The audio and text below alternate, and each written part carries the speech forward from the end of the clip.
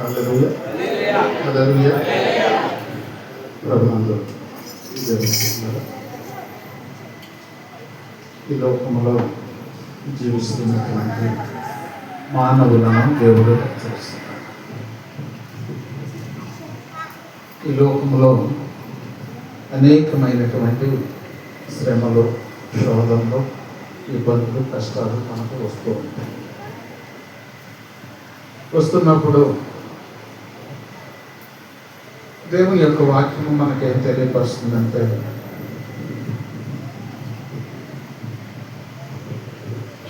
శ్రమలు వచ్చినప్పుడు మీరు భయపడవద్దు అని. హల్లెలూయా. ఎవరు చెబుతున్నాడు ఈ మాట? దేవుని బిడ్డలైనటువంటి వారికి తెలియపరుస్తున్నాడు. ఎందుకంటే దేవుని యొక్క వాక్యము మనకు సెలవిస్తుంది, శ్రమలు నీకు వస్తాయి కానీ శ్రమలు నిన్నేమి చెయ్యవు అని దేవుడు తన వాక్యం ద్వారా మనతో మాట్లాడాడు. అందుకని ఇప్పుడు దేవుని యొక్క వాక్యం వింటున్నటువంటి మనము ఏదన్నా శ్రమ వచ్చినప్పుడు, ఏదన్నా సమస్య వచ్చినప్పుడు, ఏదన్నా ఇబ్బంది వచ్చినప్పుడు మనము ఎలాంటి వారమై ఉండాలి? ధైర్యము కలవారమై ఉండాలి. హల్లెలూయా హల్లెలూయా. మనము ధైర్యము కలవారమై ఉండాలి. ఎందుకంటే మనం నమ్ముకున్నటువంటి దేవుడు ధైర్యము కలిగినటువంటి వాడు, పిరికివాడు కాదు, అసమర్థుడు కాదు. ఆయనకు అసాధ్యమైనది ఏది లేదు. దేవుడు తన వాక్యము ద్వారా మనతో మాట్లాడుతున్నాడు. దేవుడు తన పరిశుద్ధ గ్రంథముల నుండి హెబ్రీయులకు రాసినటువంటి పత్రిక 10వ అధ్యాయము 35వ వచనములో మనం చూసుకున్నట్లయితే, కాబట్టి మీ ధైర్యమును విడిచిపెట్టకుడి, దానికి ప్రతిఫలముగా గొప్ప బహుమానము కలుగును. హల్లెలూయా హల్లెలూయా హల్లెలూయా హల్లెలూయా హల్లెలూయా. దేవుడు తన వాక్యము ద్వారా మనతో మాట్లాడుతున్నాడు. ఇక్కడ ఏమన్నాడు? కాబట్టి మీ ధైర్యమును విడిచిపెట్టకుడి, దానికి ప్రతిఫలముగా గొప్ప బహుమానము కలుగును. ఎందుకు చెబుతున్నాడు? ధైర్యపరచువాడు యేసు, తిరిగితనము తెచ్చేవాడు అపవాదిగాడు. అపవాదిగాడు పెట్టుతున్నటువంటి శ్రమలకు, శోధనలకు, ఇబ్బందులకు మీరు భయపడొద్దు. ఎందుకంటే ధైర్యంగా ఉండండి. ఎందుకు ధైర్యంగా ఉండమంటున్నాడంటే, మీ పక్షమున ఉన్నవాడు, హల్లెలూయా హల్లెలూయా, మీ పక్షమున ఉన్నవాడు శక్తిమంతుడు. హల్లెలూయా. శక్తిమంతుడు మీ ప్రక్కన ఉన్నాడు. శక్తిమంతుడు నీ యొక్క పక్కన ఉన్నప్పుడు నువ్వు భయపడాల్సిన అవసరము లేదు. ఒకవేళ భయపడ్డావు అనుకో, నువ్వు దేవుని యొక్క బిడ్డవు కాదు. ఏదన్నా కానీ పిరిగితనము, ఏదన్నా కానీ ఇదిగో బాధ కానీ భయం కానీ మనలోకి వచ్చినప్పుడు మనం ఏం చేయాలంటే మన దేవునికి తెలియపరిచేటువంటి వారమై ఉండాలి. హల్లెలూయా హల్లెలూయా. ఈ మాట ఎవరు చెబుతున్నారు అంటే, పరిశుద్ధుడైనటువంటి పౌలు గారు చెబుతున్నారు. హల్లెలూయా హల్లెలూయా. కాబట్టి మీరు ధైర్యంగా ఉండండి, భయపడకుడి. దాని తర్వాత వచ్చేటువంటి ప్రతిఫలం గురించి చెప్తున్నాడు.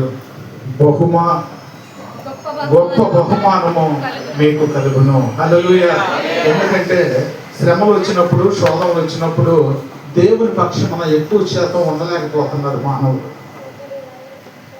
ఎక్కువ శాతం మానవులు ఉండలేకపోతున్నారు. అందుకనే పౌలు గారు చెబుతున్నాడు. పౌలు గారి గురించి మనం ఆలోచన చేసినట్లయితే, ఆయన ఇదిగో దేవునికి అన్ని కూడా సౌలుగా ఉన్నప్పుడు ఏం చేశాడు? అన్ని వ్యతిరేకమైనటువంటి పనులే చేశాడు. దేవునికి వ్యతిరేకమైన పనులే చేశాడు.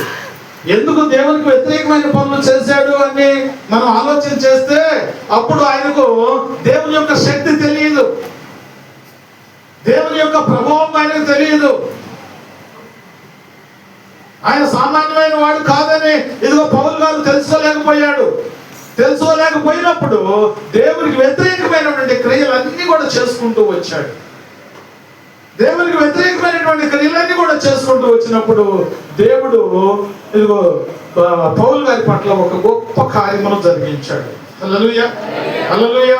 ఏంటంటే ఇదిగో తన యొక్క బిడ్డలను హతమార్చడానికి వెళుతున్నప్పుడు దేవుడు ఏం చేసిందంటే మధ్యదారిలో ఇదిగో ఆయన ఎదుర్కొన్నాడు. హల్లెలూయా, ఎదుర్కొన్నాడు. దేవుడు ఇదిగో ఆ బిడ్డలను హతమార్చడానికి బయలుదేరి వెళుతున్నప్పుడు ఇదిగో సౌలు గారిని ఎదుర్కొన్నాడు. ఎదుర్కొనడానికి కారణం ఏంటంటే అక్కడ ఉన్నటువంటి అనని అనేటువంటి వ్యక్తి చాలా ప్రార్థనాపరుడు. హల్లెలూయా, హల్లెలూయా, శక్తిమంతుడు. అందుకని తన బిడ్డలను హతమార్చడం ఆయనకి ఇష్టం లేక ఆయన ఏం చేశాడంటే ఇది మధ్య దారిలోనే ఆయన అడ్డుకున్నాడు. నీవు కూడా అట్టి విశ్వాసము కలిగి ఉంటే, అట్టి యథార్థత కలిగి ఉంటే, దేవాది దేవుడు నీ మీదకి అపవాదిగాడు వస్తున్నాడంటే మధ్యలోనే దేవుడు అడ్డం తగులుతాడు. నీ ఇంటి దాకా వాడిని రానీడు, మధ్యలోనే అడ్డు తగిలి వాడిని పాపవుతాడు. హల్లెలూయా, హల్లెలూయా. ఈ యొక్క పౌలు గారు సౌలుగా ఉన్నప్పుడు దేవుడు చేసినటువంటి కార్యమును జ్ఞాపకం చేసుకున్నాడు. అద్భుతమైనటువంటి కార్యం. అంతకుముందు దేవుని బిడ్డలను హింసపెట్టినటువంటి వాడు, దేవుని బిడ్డలను శోధించినటువంటి వాడు, హతమార్చినటువంటి వాడు ఇదిగో పౌలుగా మారి ఇప్పుడు అంటున్నాడు, భయపడకుడే, భయపడకుడే, మీ ధైర్యాన్ని విడవకండి. హల్లెలూయా. ఇప్పుడు దేవుని యొక్క శక్తిని తెలుసుకున్నాడు.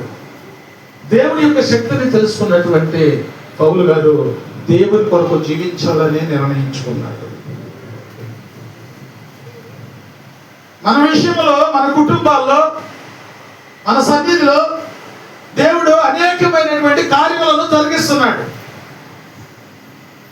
అనేకమైనటువంటి కార్యములను జరిగిస్తున్నప్పుడు మరి ఆ కార్యములను బట్టి నీ మనసు మార్చుకుంటున్నావా? నీ తలంపులో, నీ ఆలోచనలో సరి చేసుకుంటున్నావా? దేవుని యొక్క చిత్తాన్ని కనుగొంటున్నావా? అసలు దేవునికి ఇష్టంగా ఉన్నానో అయిష్టంగా ఉన్నానో నువ్వు గ్రహించగలుగుతున్నావా? ఏదో సన్నిధికి వచ్చామో పోయామంటే సరిపోద్ది అనుకుంటున్నారా? అంత మూర్ఖంతంగా ఉన్నటువంటి వాడే ఇదిగో తన జీవితాన్ని మార్చుకున్నాడు, తన మనసును మార్చుకున్నాడు. ఈరోజు దేవుని యొక్క వాక్యం వింటున్నటువంటి ప్రియ దేవుని బిడ్డలారా, నీ జీవితం కూడా మారాలని, నువ్వు పిరిగిదానిగా ఉండకూడదని మనసు మార్చుకున్నటువంటి పౌలు గారు చెబుతున్నాడు. కాబట్టి మీ ధైర్యమును విడిచిపెట్టకుడి, దానికి ప్రతిఫలముగా గొప్ప బహుమానము మీకు దొరుకుతుంది. హల్లెలూయా, హల్లెలూయా. మీకు దేవుడు గొప్ప బహుమానాన్ని ఇవ్వబోతున్నాడు. శ్రమ వచ్చిందని చాలా మంది శ్రమ వచ్చినప్పుడు సంతోషిస్తారా, బాధపడతారా? ఏమా బాధపడతారు. దేనికి? శ్రమ వచ్చిందని. నువ్వేం శ్రమనే చూస్తున్నావు కానీ దేవుడు ఆ శ్రమ మళ్ళీ ఒక బహుమానాన్ని దాచిపెట్టాడు, ఒక బహుమానాన్ని దాచిపెట్టాడు. నువ్వు ఈ యొక్క శ్రమను తట్టుకోగలిగితే దేవుడు నీకు గొప్ప బహుమానాన్ని ఇస్తానన్న. శ్రమ వచ్చినప్పుడు మనం బాధపడకూడదు. శ్రమ వచ్చినప్పుడు మనము అనేక రకాలుగా మనం ఆలోచించకూడదు. ఎందుకంటే శ్రమ వచ్చింది అంటే దేవుడు నిన్ను బలపరచడానికి శ్రమ వచ్చిందని నువ్వు ఆలోచించాలి. ఎందుకంటే ఏదన్నా బాధ వస్తేనే ఎక్కువ ప్రార్థన చేస్తామా కన్నీళ్ళతో, లేకపోతే బాధ ఏం లేకపోతే ప్రార్థన చేస్తామా? ఏమ్మా, కన్నీటి ప్రార్థన ఎప్పుడు చేస్తాం? మరి బాధ మంచిదంటావా చెడ్డదంటారా? హల్లెలూయా, హల్లెలూయా. ఆత్మీయంగా బలపరచడానికి దేవుడు శ్రమను నీకు ఇస్తున్నాడు. ఆ శ్రమను నువ్వు తట్టుకోగలిగితే, ఆ శ్రమ నుంచి నువ్వు విడిపించబడితే దాని ద్వారా వచ్చేటువంటి బహుమానాన్ని నువ్వు పొందుకుంటావు. లేకపోతే ప్రార్థన చేయలేకపోతే ఎవరు వస్తారు? ఏమా అపవాదిగాడు వస్తాడు. వాడు సూచన లేదో తెలుసా? మనం బాగా ప్రార్థన చేయాలనుకున్న రోజే వాడు కూడా అనుకుంటాడు, అసలు ఈ అమ్మాయి ప్రార్థనే చేయకూడదు అనుకుంటాడు. డైరెక్ట్గా వచ్చి నీ మీద తిరగబడతాడు అనుకుంటున్నాడు. ఇది మామూలుగా మనిషి వచ్చి తిరగబడ్డట్టుగా ఏం చేస్తాడు వాడు? దానికి ముందుగా ఏం చేస్తాడంటే నీరసాన్ని, నిద్రమత్తును, బళ్ళకి తనన్ను ముందుగా దాన్ని పంపిస్తాడు. ప్రార్థన చేయాలనుకున్నప్పుడు ఎంతమందికి ఈ సన్నివేశాలు వచ్చి ఉంటాయి అంటారు? ఏమో కొంతమంది అయితేనేమో ఏం చేద్దాం కాసేపు పనుకొని, దీనికి కారణం ఎవరు అనుకుంటున్నారు? చెప్పలేదు, అపవాదే. హల్లెలూయా, హల్లెలూయా. నువ్వేమనుకుంటున్నావు? నిద్రపోతే సరిపోతుంది అనుకుంటున్నావు. దాని వశమైపోతున్నావు అని నువ్వు గ్రహించలేకపోతున్నావు. ఇలాంటి నిద్రమత్తు నీకేమైనా వస్తుందేమో గుర్తుపెట్టుకో. నువ్వు ప్రార్థన చేయాలనుకున్నప్పుడు నిద్రమత్తు వచ్చిందంటే ఇది వచ్చిందిరా అనుకోవాలి. హల్లెలూయా. నాన్నగారికి వరకు చెప్తా ఉండేవాడు, ఒక దైవ సేవకుడు ఉన్నాడంట. ఆయన ఏదన్నా వచ్చిందంటేనంట బుర్రకాయకి నీళ్లు పోసుకుంటాడంట, ఇదిగో వెళ్ళిపోతాడంట ఏకాంత ప్రార్థన. దాని వ్యవహారం తేలిసిన దాకా కూడా ఇంటికి రాడంట. హల్లెలూయా, హల్లెలూయా. ఎందుకంటే గ్రహింపు ఉంది. ఆ గ్రహింపు కలిగిన వాడే క్రైస్తవుడు, లేకపోతే తట్టుకోలేడు. దాన్ని నువ్వు ప్రార్థన చేయాలని కూర్చుంటే నీకు నీరసం రావటం ఏంటి? ఏమ్మా ఏం చేద్దాం లేని మనస్తత్వం రావటం ఏంటి? అసలు ఎందుకు వస్తుంది అని మనం ఆలోచన చేస్తే అపవాదిగాడు వచ్చి కూర్చున్నాడు. యేసయ్య కాదు మన దగ్గరికి వచ్చి కూర్చున్నాడు. ఎవరు వచ్చి కూర్చున్నారు? అపవాదిగాడు వచ్చి కూర్చున్నాడు. గ్రహింపు కలిగినటువంటి వారైతే ఏం చేస్తారు? నాకు తెలుసులేదు నువ్వు ఎందుకు వచ్చావో, నీ వ్యవహారం తెలియదు లాగా అని చెప్పేసి మోకరించి ఒక 10 నిమిషాలు ప్రార్థన చేస్తే ఆ నిద్ర మొత్తం ఎడిపోతావు, ఆ నీరసం ఎడిపోతావు. హల్లెలూయా, హల్లెలూయా. ఇలాంటి శ్రమలు ఎదుర్కొన్నవాడే పరిశుద్ధుడైనటువంటి పౌలుడు. ఎన్నో ఇబ్బందులు వచ్చినాయి, ఎన్నో శోధనలు వచ్చినాయి, ఎంతగానో కొట్టారు, ఎంతగానో ఈడిచి పక్కన పడేశారు. అయినప్పటికైనా కానీ ప్రార్థన చేయటం మానుకోలేదు, మోకరించడం మానుకోలేదు, దేవుని యొక్క చిత్తానికి వ్యతిరేకమైనది ఏమీ చేయలేదు. ఈరోజు దేవుడు వాక్యం ద్వారా నీతో మాట్లాడుతున్నాడు. నువ్వు ప్రార్థన చేసే సమయంలో ఇదిగో ఇలాంటి ఆటంకాలు, అడ్డుబండ్లు ఏమైనా వస్తున్నాయేమో, తొలుగుంటున్నావేమో ప్రార్థన చేయకుండా, నువ్వు దానికి ఎదురు తిరగాలి. అందుకనిగా దేవుని వాక్యం చెబుతుంది, ధైర్యంగా ఉండు. సోమర్తనం వచ్చినా, బళ్ళితనం వచ్చినా, ఆర్థిక ఇబ్బంది వచ్చినా, కష్టమే వచ్చినా ధైర్యంగా ఉండు. నా దేవుడు వీటి నుండి విడిపించగలడు. ధైర్యంతో నువ్వు ఉంటే ముందుకు కొనసాగలుగుతావు. వాక్యం వైపు ధ్యాస పెడితే ఆ వాక్యం నీ హృదయంలో సూటిగా వెళ్ళిపోతాయి. అజాగ్రత్తగా నువ్వు ఉన్నావనుకో, అజాగ్రత్తగా నువ్వు ఉన్నావంటే నీ ఆత్మను బలపరచుకోలేవు. నువ్వు దేవుని సన్నిధికి వచ్చేది ఎందుకు? దేవుని యొక్క మాటలు వినటానికి. వినాలనుకున్నటువంటి నీవు నీ దృష్టి, నీ ఆలోచన అంతా కూడా దేవుని వాక్యం వైపు పెడితేనే నీ హృదయము బలపడింది. దేవుని సన్నిధిలోకి వచ్చినప్పటికైనా సరే వాక్యాన్ని ఆలకించకుండా పెడచెవిని పెడితే నీ ఆత్మ బలపడిందా? నువ్వు దేవుళ్ళు ఎదగలుగుతావా? ఎదగలేవు. అంటే ఎంత గొప్ప ధన్యతను మనం పోగొట్టుకుంటున్నామో ఆలోచించాలి. వస్తానికైతే వస్తున్నాం కానీ దాన్ని అమలు పరచలేకపోతున్నాం. దేవుని వాక్యమును వింటున్నాము కానీ వాక్యానుసారంగా మన జీవితం ఉన్నదా లేదని మనల్ని మనం పరిశోధన చేసుకోలేకపోతున్నాం. అందుకనే ఈ శ్రమలు అనేవి ఏం చేస్తాయి అంటే మనల్ని నిరుత్సాహపరుస్తాయి, బలహీనపరుస్తాయి, దేవుని సన్నిధికి దూరం చేస్తాయి. అందుకనే దేవుని యొక్క వాక్యం సెలవిస్తుంది, వాటికి మీరు తావు ఇవ్వకండి, వాటికి మీరు చోటు ఇవ్వకండి. ఈ శ్రమ వచ్చినప్పుడు, శోధన వచ్చినప్పుడు దాన్ని తట్టుకోవాలి అంటే మనము ఓర్పు గలవారమై ఉండాలి. ఏం కలిగి ఉండాలి? ఓర్పు కలవారమై ఉండాలి. ఓర్పు కలిగి ఉండటమంటే దేవుని కలిగి ఉండటం. హల్లెలూయా, హల్లెలూయా. ఓర్చుకున్నటువంటి వారు దేవుని కలిగినటువంటి వారు. ఆ ఓర్పు నీకు అవసరమని చెప్పి ఆ ఓర్పు లేక ఇదిగో గొడవల్లో ఆయాసపడుతూ అనేకమైనటువంటి గొడవలకు వెళ్ళిపోయి ఇదిగో దేవునికి దూరం అయిపోతున్నాను. అందుకని దేవుడు తన మహాకృపను బట్టి ఓర్పు కలిగి ఉండాలని దేవుని యొక్క వాక్యం సెలవిస్తుంది. దేవుని యొక్క పరిశుద్ధ గ్రంథంలో మనం చూసుకున్నట్లయితే యాకోబు రాసినటువంటి పత్రిక 5వ అధ్యాయము 10-11 వచనాలను మనం ధ్యానం చేసుకుందాం. నా సహోదరులారా,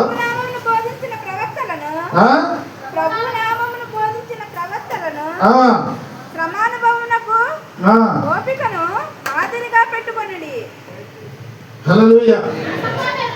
నా సహోదరులారా, ప్రభు నామమును బోధించుట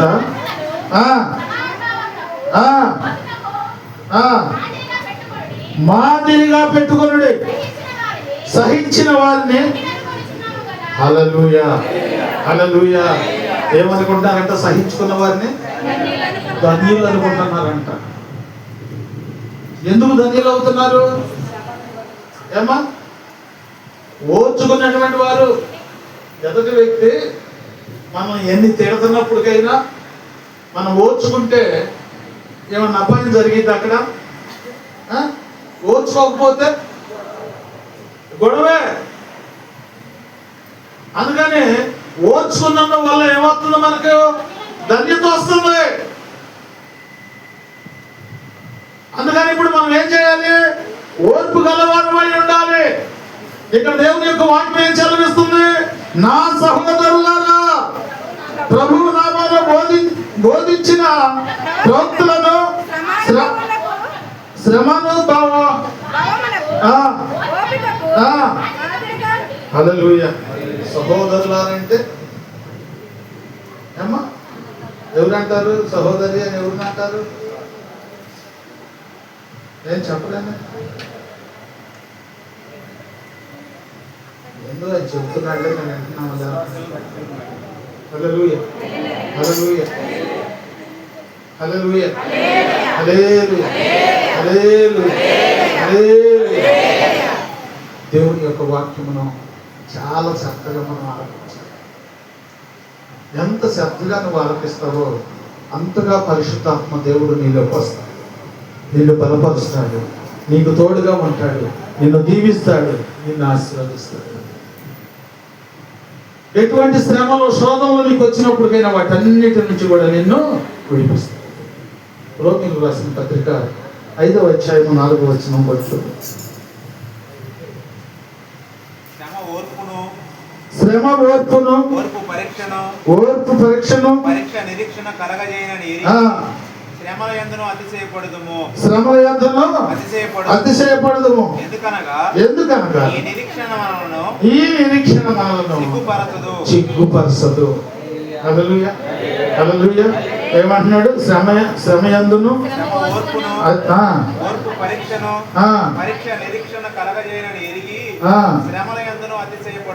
శ్రమల యందును అతిశయపడదుము. ఎందుకనగా ఈ నిరీక్షణ మనలను సిగ్గుపరచదు. హల్లెలూయా, హల్లెలూయా. అందుకనే శ్రమ వచ్చినప్పుడు మనం ఏం చేయాలి? ఓర్చుకోవాలి. ఓర్పు గలవారమై ఉంటే మీరు ధన్యులని దేవుని యొక్క వాక్యం సెలవిస్తుంది. ఓర్చుకోవాలి. ఓర్చుకుంటేనంట నీకు వచ్చేటువంటి అవమానం ఏమి ఉండదంట. హల్లెలూయా. ఓర్చుకోకపోతే ఇదిగో గొడవ కోసం గొడవ వచ్చింది. గొడవ వచ్చినప్పుడు మనము ఓర్పు లేనివాడు ఏం చేస్తాడు? ఎగిరి పడతాడు, ముందు వెళ్ళిపోతాడు, పడతాడు. ఎల్లతోడు కొంచెం బలముడు అయితే ఏం చేస్తాడు? వాడిని తిరగబడి వీడిని బాధ చేస్తాడు. వీడికి అవమానం వచ్చిందా? లేకపోతే ఏమా అవమానం వచ్చింది. అది ఇప్పుడు అందుకని దేవుని యొక్క వాక్యం చదివేస్తుంది. నువ్వు ఓర్చుకున్నందువల్ల ఈ యొక్క నిరీక్షణ నిన్ను సిగ్గుపరచదు. హల్లెలూయా. ఓర్చుకున్నందువల్ల నువ్వు ధన్యుడు అవుతావే కానీ అవమానపడవు. దేవుడు తన వాక్యం ద్వారా మనతో మాట్లాడుతున్నాడు.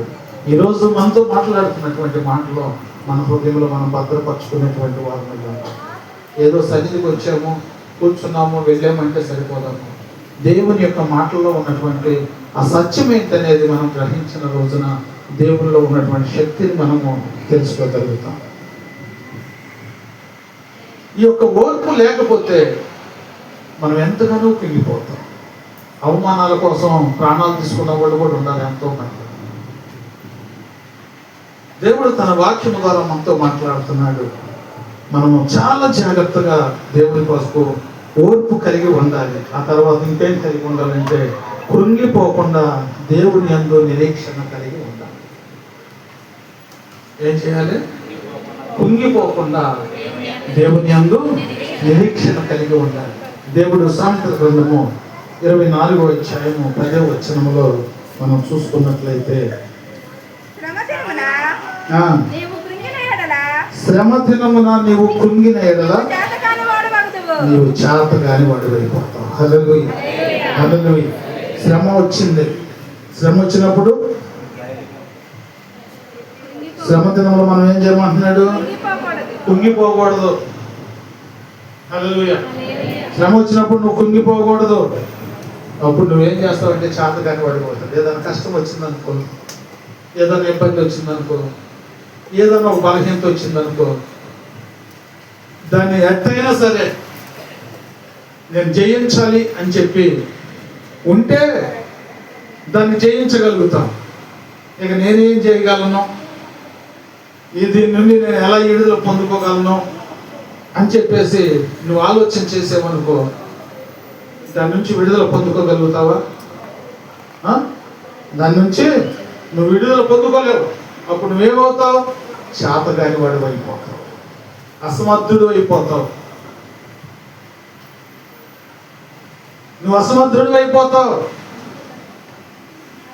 అందుకనే దేవుని యొక్క వాక్యం సెలవిస్తుంది, నువ్వు కుంగిపోకూడదు, నువ్వు బలవంతుడు అయి ఉండాలి, నువ్వు శక్తివంతుడు అయి ఉండాలి అని చెప్పి దేవుని యొక్క వాక్యము మనకు బోధించబడుతుంది. ఏ విషయంలో కూడా మనం కుంగిపోకూడదు. ఎందుకంటే మనల్ని బలపరచగలిగిన వాడు నజరేయుడైన యేసు మనకు తోడుగా. మనల్ని బలపరచగలిగిన వాడు, మనల్ని నడిపించగలిగిన వాడు, శ్రమల నుండి సమస్యల నుంచి మనల్ని విడిపించగలిగినటువంటి వాడు మనకు తోడై ఉన్నాడు. దేవుని యొక్క వాక్యం సెలవిస్తుంది, శ్రమలో నేను నీకు తోడై ఉంటాను. ఏపుండాడు ఎన్నో శ్రమలు వచ్చినాయి. ఎన్ని శ్రమలు వచ్చినప్పుడు కానీ సరే భయపడ్డా? భయపడలేదు. ధైర్యంగా ఉన్నాడు. విశ్వాసాన్ని వీడాడా? విశ్వాసాన్ని వేయలేదు. మరి అతి నిరీక్షణ కలిగి మనం జీవిస్తున్నామా? దేవుని యొక్క వాక్యాన్ని అయితే మనం వింటున్నాం, కానీ ఇప్పుడు ఇంటికి వెళ్ళగానే ఏదన్నా ఒక చిన్న సమస్య వచ్చిందనుకో ఏం చేస్తాం మనం? దాన్ని ఎదుర్కొనడానికి మనము ప్రయత్నించాలి. హల్లెలూయా, హల్లెలూయా. యోబు ఎంతో ఉన్నటువంటి వాడు. ఊజు దేశంలోనే ఆయన అంత ఆస్తిపరుడు మరొకరు లేరు. అంత ఆస్తిపరుడు, దేవుని యందు భయభక్తులు కలిగి ఉన్నాడు. సమస్తమును కోల్పోయాడు. సమస్తమును కోల్పోయినప్పుడు బిడ్డలు పోయారు, ఆస్తి పోయింది, అంతస్తు పోయింది, ఆరోగ్యం పోయింది, సమస్తమును కోల్పోయాడు. కోల్పోయినప్పటికైనా కానీ సరే దేవుని యందు విశ్వాసమును కనపరిచాడు. హల్లెలూయా. కుంగిపోయాడా? కుంగిపోవట్లేదు. ఎందుకు కుంగిపోలేదు? పరిశుద్ధ వాక్యం, దేవుని వాక్యం మనకు తెలియపరుస్తుంది, నువ్వు కుంగిపోవద్దు. నిన్ను బలపరచువాడు నీ యేసు ఎప్పుడు నీకు తోడుగానే ఉంటాడు. ఎప్పుడు నిన్ను విడిచిపెట్టే దేవుడు కాదు. శ్రమల దినాల్లో నేను లేవనెత్తవాడు ఆయన. అటు నిరీక్షణ కలిగి యోబు గారు జీవించాడు. యోబు ఇదిగో సమస్తమును కోల్పోయినప్పటికైనా కానీ దేవుని యందు విశ్వాసం మాత్రం కోల్పోలేదు. కోల్పోనటువంటి యోబు జీవితంలో దేవుడు అద్భుత కార్యమును జరిగించాడు. హల్లెలూయా. హల్లెలూయా. దేవుడు అద్భుత కార్యములు జరిగించాడు. ఎలా జరిగింది ఆ కార్యం అంటే ఓర్పు కలిగి ఉన్నాడు, అన్ని ఓర్చుకున్నాడు. భార్య వచ్చేమంది, ఏమో ఇంకా యథార్థత అంటావేంటి? నీ దేవుని నువ్వు దూషించి మరణం కాదు చనిపోరాదని చెప్పి అడిగితే ఏం కలిగి ఉన్నాడు? ఓర్పు కలిగి ఉన్నాడు. ఓర్చుకున్నటువంటి ఏమంటున్నాడు? మూర్ఖురాలు మాట్లాడినట్లు నువ్వు మాట్లాడబాక. హల్లెలూయా, హల్లెలూయా. ఏం గ్రహించాడు? యెహోవా ఇచ్చాను, యెహోవాయే తీసుకుని ఆయన నామమునకే మహిమ కలుగునుగాక. హల్లెలూయా. ఎంతమంది మామ ఇలాంటి అనుభవం కలిగిన వాళ్ళు ఎంతమంది ఉన్నారు? ఎంత ఇచ్చినా కానీ ఏమి ఇచ్చావు అనేవాళ్ళే ఉండారు, కానీ చాలు అనేవాళ్ళు ఎవరైనా ఉన్నారా? హల్లెలూయా. వద్దనే వాళ్ళు ఎవరైనా ఉన్నారా? లేదు. ఆస్తి అంత ఇచ్చినా కానీ వద్దంటారు, కానీ అట్లాగే మరి అన్నం పెట్టేటప్పుడు కూడా ఎంత పెట్టినా తినేయొచ్చు. హల్లెలూయా. దేవుని యొక్క వాక్యము ఎత్తబడుచున్నప్పుడు దేవుని వైపు నువ్వు జాగ్రత్తగా మనసు పెట్టి ఆలోచించగలిగితే దేవుడు నీ పట్ల గొప్ప కార్యక్రమం జరిగిస్తాడు. దేవుని సన్నిధికి వచ్చినటువంటి నీవు దేవుని వాక్యమును పెడచెవిన పెట్టావు అంటే నీ జీవితము అదోకటి పోదైపోతుంది. నువ్వు దేవుని సన్నిధికి ఎందుకు వచ్చావు అంటే దేవుని యొక్క మాట వినాలని ఆశతో వచ్చావు. ఆశతో వచ్చినటువంటి నీవు ఆయన వైపే చూడాలి, కానీ ఏదేదో పరధ్యానం పెట్టుకొని మౌనంగా కూర్చున్నావంటే వచ్చినందువల్ల నీకు ప్రతిఫలము లేదు. ప్రతిఫలము లేదు. దేవుని యొక్క దీవెన పొందుకోలేవు, దేవుని యొక్క ఆశీర్వాదమును పొందుకోలేవు.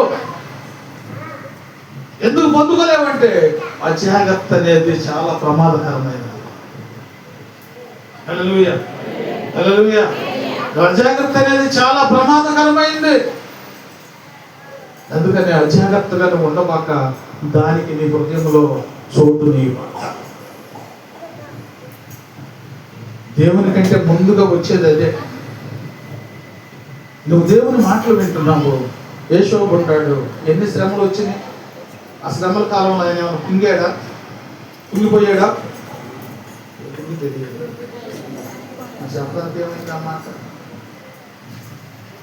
ఆ శ్రమల్లో కుంగిపోలేదు, ధైర్యంగా ఉన్నాడు. ఏంది ఆయన ధైర్యం? ఏంది? నా దేవుడు నాకు తోడై ఉన్నాడు. హల్లెలూయా. నా దేవుడు నాకు తోడై ఉన్నాడు. ఈ శ్రమలన్నిటిలో నుంచి నన్ను విడిపించగలిగిన వాడు నా యేసు నాతో ఉన్నాడని ఆయన ధైర్యంగా ఉన్నాడు. ఆయన ధైర్యాన్ని బలపరిచాడు యేసయ్య. ధైర్యంగా ఉన్నాడు, వదిలిపెట్టాడా? ధైర్యంగా ఉన్నాడు కాబట్టి ఆ ధైర్యం ఏం చేసిందంటే అన్ని శ్రమల నుంచి విడుదల ఇచ్చింది. నీవు కూడా శ్రమ వచ్చినప్పుడు, బాధ వచ్చినప్పుడు యేసయ్యను విడిచిపెట్టకుండా ఉంటే వాటన్నిటి నుంచి కూడా దేవుడు నిన్ను విడిపిస్తాడు.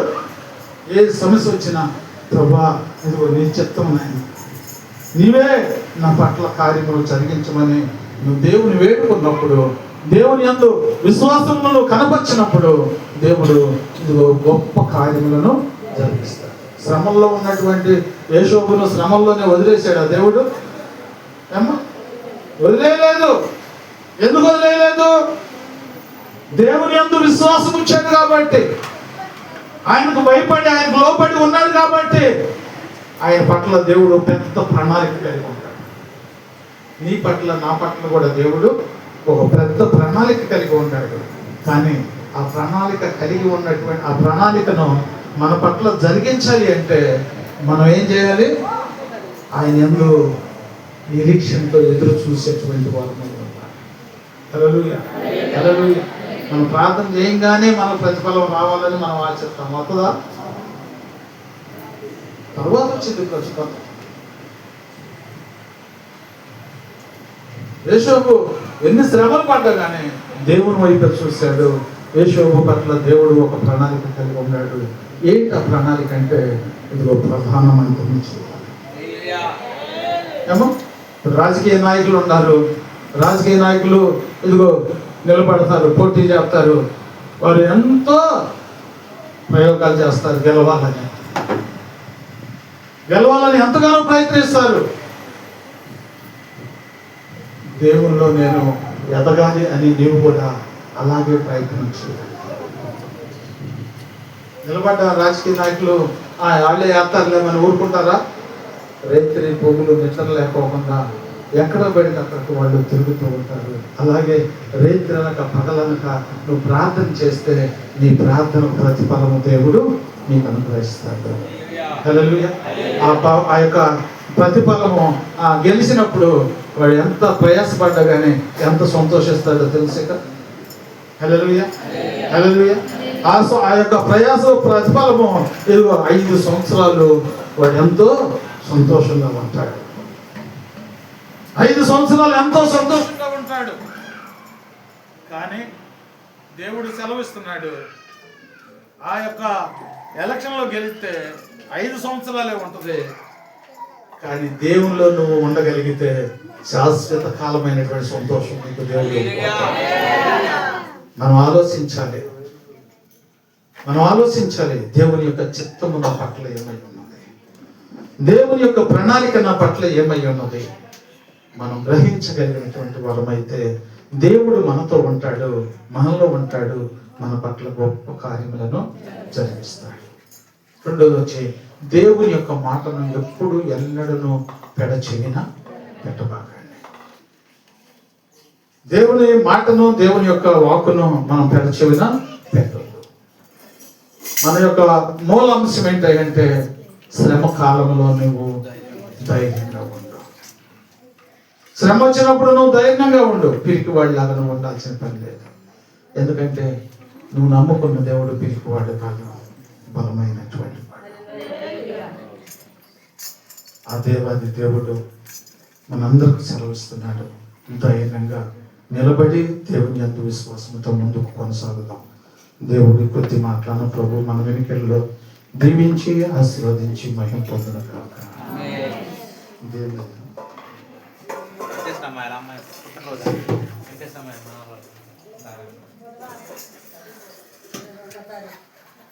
Thank you.